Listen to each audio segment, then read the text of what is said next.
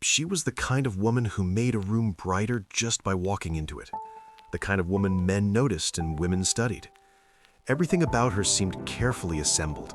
The way she dressed, the way she spoke, the way she made you feel like you were the only person in the world when she looked at you. I thought I'd found something rare. Turns out, I'd found something else entirely. This is the story of how I learned the difference between what someone shows you and who they actually are. And if you're a man navigating the modern dating world, especially if you've been out of it for a while, you need to hear this.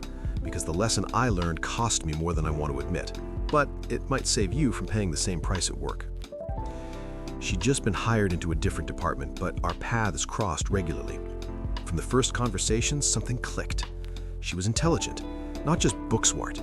She had that quick wit, that ability to read a room and say exactly the right thing. She remembered details about conversations from weeks before. She asked questions that showed she was actually listening, not just waiting for her turn to talk.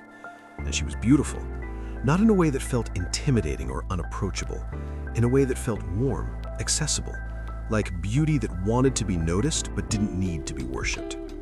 Everyone seemed to gravitate toward her. She had this gift for making people feel special, for creating instant rapport. I watched her do it with coworkers, with clients, with the security guard at the front desk. Everyone got the same treatment, that focused attention and that genuine interest. At the time, I thought that was just who she was, a naturally warm person, someone who cared about people. I didn't understand yet that charm can be a skill, not a personality trait, that some people learn to create connection the way others learn to code or play piano, through practice, repetition, and a clear understanding of what they're trying to achieve. Looking back, the signs were there from the start. She was almost too good at making people feel comfortable, too smooth, too polished. But when you're attracted to someone, you interpret those things favorably. You see social intelligence rather than social manipulation. You see warmth rather than strategy. Our conversations got longer. Lunch breaks together, walks after work, the kind of organic progression that feels natural, unforced. She shared things with me that felt private, stories about her childhood, frustrations with her family, dreams she said she'd never told anyone else. Each revelation felt like a gift, like she was choosing me specifically to trust with pieces of herself. I shared too, probably too much looking back. I told her about my divorce, about the years I'd spent rebuilding myself, about what I was looking for in my next chapter. I was vulnerable in ways I hadn't been in a long time. She listened to all of it. She validated my experiences. She said things like, "You deserve someone who appreciates you," and most men wouldn't have the self-awareness to grow like you have. She made me feel seen. What I didn't realize was that I was telling her exactly what I wanted to hear, and she was smart enough to give it back to me. I bought her small gifts, nothing excessive. A book she'd mentioned wanting, coffee when she seemed tired, a scarf when she complained about the cold. She accepted everything gracefully, with what seemed like genuine appreciation. In my mind, we were building towards something. The connection was obvious, the trajectory was clear. I was just waiting for the right moment to make it official. What I didn't realize is that this entire progression, the shared intimacies, the gradual deepening, the feeling of being chosen was happening with other men too. She was running the same playbook simultaneously, each of us believing we were experiencing something unique. The gifts I gave her were probably joining gifts from others. The secrets she shared weren't exclusive revelations. They were standard material deployed as needed to create the illusion of special access. Looking back, meeting someone at work created problems I didn't anticipate. The professional environment gave everything a veneer of legitimacy. She wasn't some stranger from a dating app. She was someone I saw daily, someone vouched for by the very act of being employed at a reputable company. That created a false sense of knowing her. It also created pressure I didn't recognize at the time. I didn't want to be the creepy coworker. I didn't want to rush things and make the office awkward. So I moved slowly, carefully, respectfully, which she may have been counting on. The workplace context also limited what I could see. I only saw her in one environment, playing one role. I had no visibility into her life outside those walls. I filled in the blanks with assumptions, and every assumption was favorable. That's the danger of workplace romance that nobody talks about. You think you're getting to know someone, but you're really just watching them perform the same character 5 days a week. She was always available, but never too available. That probably sounds like a contradiction, but anyone who's experienced it knows exactly what I mean. She'd respond to texts, but not immediately. She'd accept invitations, but sometimes she had other plans she couldn't change. She was warm when we were together, but there was always a slight sense that her attention could be withdrawn at any moment. I interpreted this as healthy boundaries, as someone who had her own life, her own interests, her own demands on her time. I respected it. I found it attractive, even a sign of maturity. What I understand now is that controlled availability is a strategy. It maintains interest by preventing satisfaction. It keeps the other person slightly off balance, slightly uncertain, slightly hungry for more. It's a way of holding power in a dynamic while appearing passive. I was being managed. I just didn't know it. When I finally told her how I felt, that I wanted us to be something more than coworkers who grabbed coffee, she didn't say no. She said she needed time. She explained that she'd been hurt before, that she wanted to be sure, that she needed to sort through some things in her own life before she could fully commit to exploring something new. She said all of this with such apparent sincerity, such vulnerability that my heart actually went out to her. I told her I understood. I told her I'd wait. I told her there was no pressure. And I meant it, every word, because I believed her. What I've learned since is that requests for time are often delay tactics. They're a way of keeping options open without committing to any of them. They allow someone to continue receiving attention, gifts, emotional support, and the validation of being pursued, all without making any promises they might have to keep. I waited. She kept her options open. The arrangement worked perfectly for her. Intuition is a funny thing. It notices patterns before the conscious mind can articulate them. It picks up on inconsistencies that logic hasn't processed yet. Small things started nagging at me. Her phone was always face down. She'd step away to take calls. Sometimes she'd mention weekend plans that seemed vague, as if she was deliberately not providing details. When I asked about her life outside work, her answers were skilled but somehow thin. She'd share anecdotes that felt rehearsed. She'd redirect conversations away from certain topics so smoothly I almost didn't notice. I noticed that she complained about men a lot, how they only wanted one thing, how she'd been used in the past, how hard it was to find someone genuine. I listened sympathetically, playing the role of the guy who wasn't like that. It didn't occur to me yet that someone who talks constantly about being treated badly might be telling you who they are, not who others are. But the doubts were there beneath the surface. I just wasn't ready to listen to them. Money is one of those areas where people's true character leaks through, no matter how carefully they manage their image. She was always broke. Not in an obvious way. She dressed well, kept up appearances, but there were constant small crises, unexpected bills, card declined at embarrassing moments, requests to borrow small amounts that somehow never got repaid. I helped when I could. That seemed like what a good partner would do, what someone who cared would do. I told myself it wasn't about the money. It was about being there for someone who was struggling. What I didn't ask myself was why someone with a decent job was always in financial trouble. What was she spending money on? Why did she seem to have no savings, no safety net, no ability to manage the basic economics of adult life? Financial irresponsibility is a warning sign I ignored because I wanted to be generous. But debt, borrowing, and secrecy about money usually signal deeper issues with accountability, planning, and impulse control. Someone who can't manage their finances often can't manage other important things either. Truth rarely announces itself. It has to be uncovered. A mutual acquaintance mentioned something offhand, a comment that didn't match what I thought I knew, a name I didn't recognize in a context that didn't fit.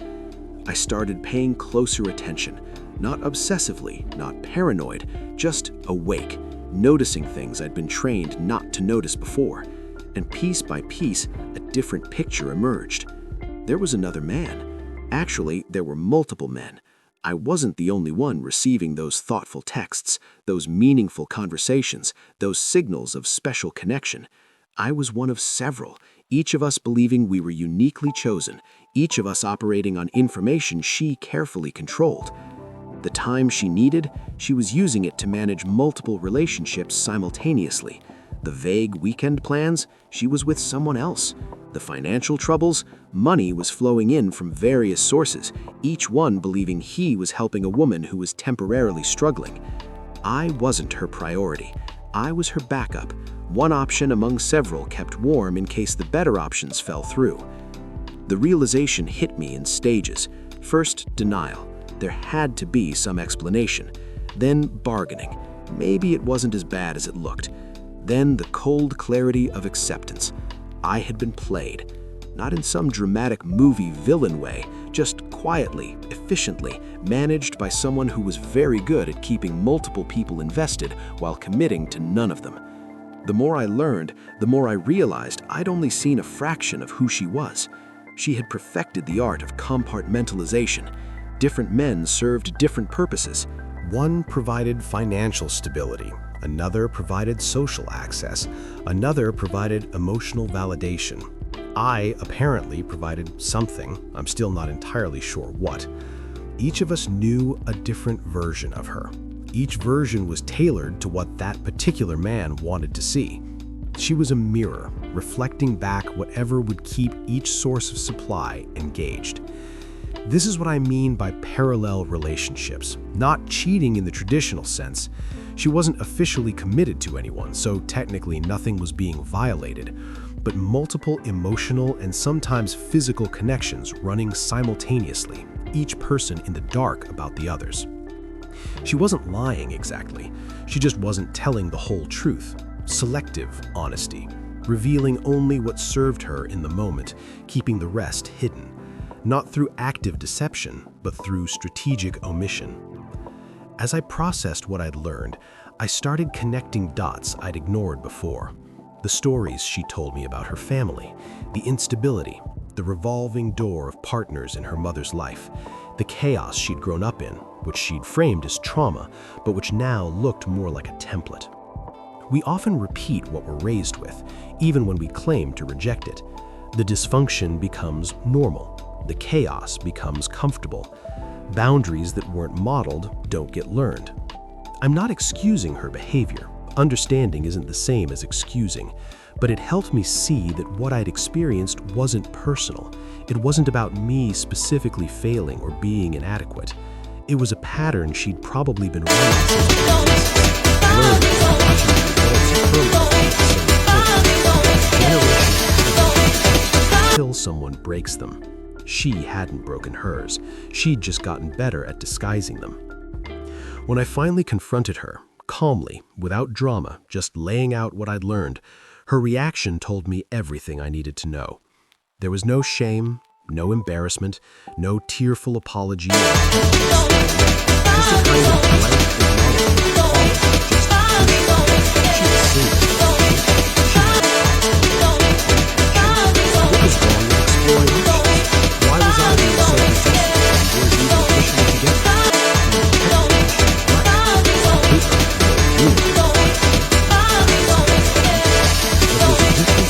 Technical innocence and ethical behavior. There's a difference between what you can defend legally and what you'd be proud to have everyone see. She showed no awareness that she'd caused harm, no recognition that leading multiple people to believe they were special while extracting attention and resources from each might be problematic.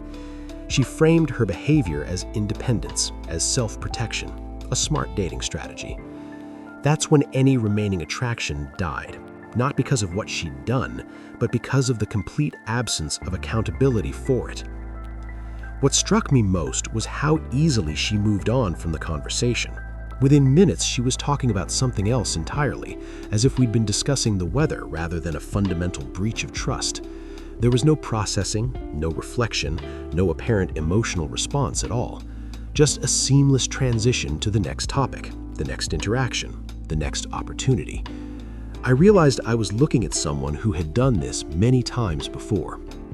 The confrontation wasn't a crisis for her. It was a minor inconvenience, a slight adjustment to her system. One source of supply becoming unavailable to be replaced by another. The machine kept running. Something interesting happens when illusion collapses completely. Feelings disappear almost instantly. I thought I'd be devastated. I thought there would be grief, a mourning process for what I thought we were building. But when I saw clearly who she actually was, not the persona, the actual person, there was nothing left to feel for. You can't miss someone who never existed. The woman I'd been falling for was a construction, a character designed to appeal to what I wanted. The real person behind that character was someone I didn't know at all, and once revealed, didn't want to know. The emotional detachment was almost eerie in its completeness. One day I would have done almost anything for her. The next day, I felt nothing but a kind of cold clarity. That taught me something valuable. Genuine love requires knowing the real person. What I'd felt was attraction to an illusion. When the illusion dissolved, so did the attraction. Instantly, completely. Looking back with clear eyes, I could see the transactional nature of everything. Every gift I gave was received and filed. Every act of generosity was noted and expected to continue. The warmth I received was proportional to my usefulness. When I provided value, attention, money, emotional support, the connection flowed. When I needed something in return, there was always a reason why now wasn't a good time. I realized I'd been viewing the relationship through a lens of partnership, while she was viewing it through a lens of exchange. We were playing different games entirely. Some people genuinely view relationships this way. Intimacy is traded for provision. Attention is exchanged for resources. It's not necessarily malicious, it's just how they've learned to navigate the world. But if you're looking for genuine connection and you're dealing with someone operating transactionally, you'll always come out with less than you put in. Here's where I have to be honest about my own failures. The red flags were there from the beginning. I chose not to see them. The constant complaints about men while simultaneously collecting male attention, that was a warning sign. The financial instability despite a decent income, that was a warning sign. The vague answers about her personal life, warning sign. The request for time that somehow never led anywhere, warning sign. I ignored all of it because I wanted to believe the image she was presenting. I let attraction override observation. I let hope override evidence.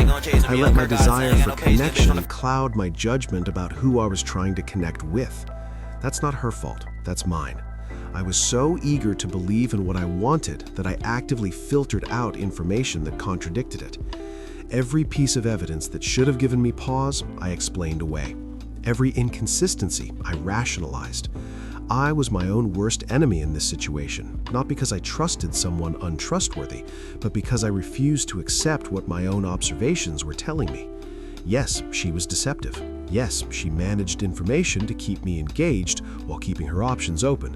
But I was a willing participant in my own deception. I saw what I wanted to see and ignored the rest. Part of my mistake was re-entering the dating world with expectations that no longer matched reality. I grew up with one set of rules. Dating today operates by a completely different set. The exclusivity I assumed was being built, that's apparently not automatic anymore. You have to explicitly request it, define the relationship, have the talk. Nothing is assumed. She wasn't operating outside modern norms. In her mind, she was doing exactly what the current dating culture permits, keeping options open, not committing until forced to, maximizing her position in the marketplace. That doesn't make it right, but it does mean that men returning to dating after time away need to understand the landscape has changed. What seemed like obvious signals of interest and commitment in the past might mean nothing today. Assume nothing, verify everything, define terms early. So, what did this experience actually teach me? First, watch actions, not words. Anyone can say the right things. Character is revealed through behavior over time. Pay attention to what people do when they think no one important is watching. Notice the discrepancies between what they claim and how they live. Second, trust intuition. That nagging feeling, that slight discomfort, that sense that something doesn't quite add up, it's usually right. Your subconscious processes information faster than your conscious mind. When it sends up a warning flare, investigate. Third, maintain boundaries. I gave access to my emotions, my resources, my time, all without any real commitment from the other side. That's not generosity, that's lack of self-protection. Clear boundaries would have revealed her true character much faster. Fourth, charm is not character. Social skill is not virtue. The ability to make people feel good is a tool that can be used for connection or manipulation. Don't confuse someone being good at relationships with someone being good in relationships. Fifth, information asymmetry is dangerous. If someone knows everything about you while you know almost nothing about their real life, you're at a severe disadvantage. Equalize the information before deepening the investment. Sixth, verify independently. Don't rely solely on what someone tells you about themselves. Meet their friends, see their living situation, understand how they spend their time when you're not around. The fuller picture you have, the harder it is for someone to maintain a false image. Seventh, move slowly. Time reveals character. Someone running a manipulation can usually maintain it for weeks, maybe months, but over time the mask slips, the inconsistencies accumulate, the real person emerges. Patience is protection. I won't pretend this experience didn't change me. Before this, I was probably naive. I believed that genuine effort and honest intentions would be recognized and reciprocated. I thought that if you showed up authentically, you'd attract people who did the same. I don't believe that anymore. Not because everyone is deceptive, they're not, but because deceptive people are skilled at appearing genuine, and without vigilance, you can't tell the difference until it's too late. Some would call this becoming jaded. I call it becoming realistic. The world contains people who will use your good nature against you. Knowing that doesn't have to make you cold, but it should make you careful. I lost some of my romantic idealism. What I gained was clarity. And looking back, it was an expensive but necessary trade. There's a phrase I've come to appreciate. Emotional pain is the tuition fee for wisdom. Every red flag I ignored came with a cost. The time I invested, the money I spent, the emotional energy I poured into something that was never real, the opportunity cost of not pursuing connections with people who might have been genuine. I paid that tuition. It hurt, but I learned things I couldn't have learned any other way. And here's the thing, I'd rather have paid that price at this stage than continued naive and paid a higher price later. A failed situationship is painful. A divorce from someone like this would have been catastrophic. In a strange way, I'm grateful, not for the deception, but for the education. The woman everyone wanted was never real. The real person was someone who had learned to perform connection without feeling it, someone who had turned charm into a survival skill and used it to extract value from everyone around her, someone who saw relationships as transactions and people as resources. I don't hate her. I don't think she's evil. I think she's broken in ways she probably doesn't even recognize, running patterns that were programmed into her long before I ever met her. But I'm not gonna wait for that dinner plate that you're serving when my stomach's hurting from you not swerving. I'm not gonna wait for that dinner plate that you're serving when my stomach's hurting from you not swerving. I'm not gonna wait for that dinner plate that you're serving when my stomach's hurting from you not swerving. I'm not gonna wait for that dinner plate that you're serving when my stomach's hurting from you not swerving. Similar. If you're recognizing parts of your own story in what I've described, know that the confusion you felt wasn't your fault. These situations are designed to be confusing. The deception only works if you don't see it coming. But now you can see it, and seeing it is the first step toward never experiencing it again. If this story hit close to home, you're not alone. And if you want to understand why the modern dating landscape makes experiences like this more common than ever, click here to watch that next.